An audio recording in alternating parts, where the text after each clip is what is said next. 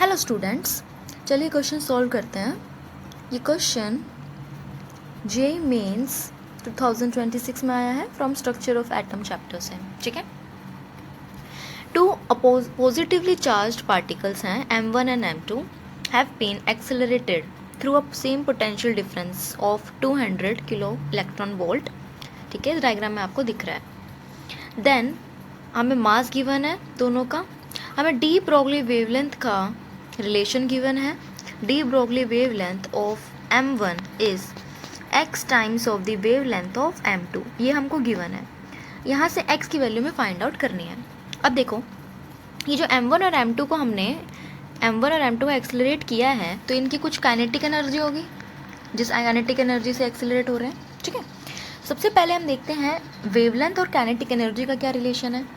Wavelength is equals to h upon under root 2m into kinetic energy, है ना, ये relation होता है। तो यहाँ से देखिए मास और वेवलेंथ में क्या रिलेशन आ रहा है। Lambda is inversely proportional to the under root of mass. Okay, so lambda of mass 1 by lambda of mass 2, ये क्या हो जाएगा, under root of mass 2 by mass 1, inversely proportional है क्योंकि।